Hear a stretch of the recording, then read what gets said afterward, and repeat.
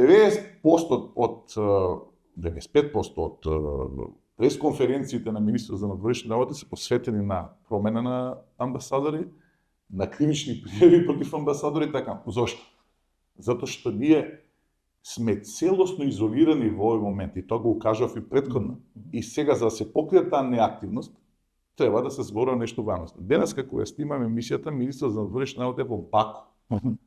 Не во центрите во главните градови на земјите членки на Европска унија да има активност околу нашето одвојување, бидејќи ние сме одвоени од Албанија де факто и де јуре, туку во Баку. Претходно беше во Канада и во Австралија, во градинките детски кај што има македонци.